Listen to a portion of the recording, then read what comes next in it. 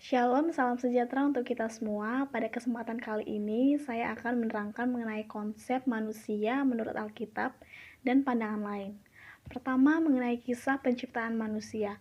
Asal mula, segala sesuatu ini dikisahkan melalui Alkitab pada kitab Kejadian 1-3.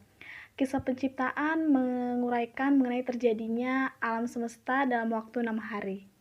Allah menciptakan terang, cakrawala, darat, dan laut, serta tumbuhan dan hewan lain. Kemudian puncak segala sesuatu penciptaan ialah manusia. Pada Kejadian 2 diuraikan mengenai penciptaan laki-laki, binatang, lalu perempuan beserta tugasnya.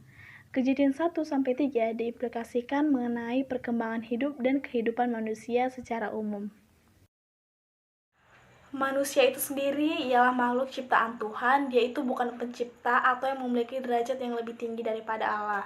Namun, di dalam kitab Kejadian 1 ayat 26-28 dikemukakan manusia dijadikan segambar atau serupa dengan Allah.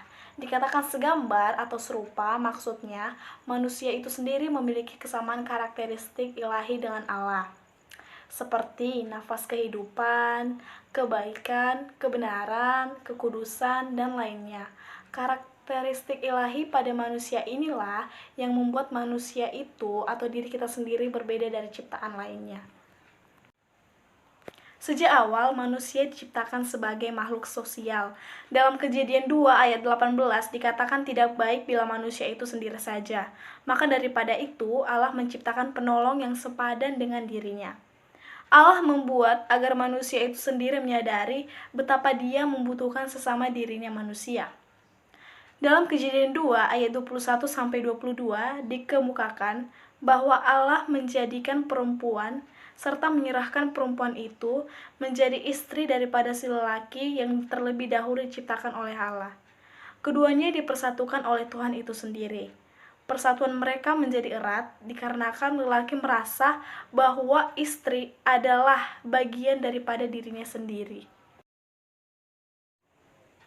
Dalam kehidupan berpasangan, baik laki-laki ataupun perempuan meninggalkan segala ketergantungan hidupnya yang dulu untuk hidup bersama dan beranak cucu. Perintah beranak cucu untuk memenuhi bumi itu maksudnya meningkatkan kualitas anggota keluarga dalam menguasai bumi. Hal berikutnya ialah mengenai permasalahan gender ataupun permasalahan kelamin. Perbedaan gender atau kelamin dalam biologi ialah merupakan kodrat Tuhan. Tetapi peran dan tanggung jawab dalam merawat dan mendidik merupakan kewajiban bersama. Manusia sebagai makhluk etis itu maksudnya ketika manusia melakukan dosa, Allah masih memberi kesempatan kepada diri kita ataupun manusia untuk diperbaharui. Maka dari itu, kita harus menghayati kehidupan manusia yang bersifat paradoks. Maksudnya, di satu sisi saat kita melakukan dosa atau manusia itu melakukan dosa, kita juga bisa menerima hukuman maut akan dosa-dosa kita. Namun, kembali benar oleh karena pembaharuan daripada Roh Kudus yang kita terima. Pembahasan terakhir mengenai konsep manusia menurut non-Alkitab. Dalam kebanyakan konsep, beberapa tidak mengakui manusia sebagai ciptaan di depan penciptanya. Bahkan ada yang beberapa yang tidak mengakui penciptanya. Ada yang mengakui manusia sebagai ciptaan, namun tidak mengenal kasih karunia yang diajarkan oleh Allah yang ada di dalam Alkitab. Yang ditekankan bahwa manusia mendapat kasih karunia dari penciptanya hanya karena amal yang ia lakukan itu.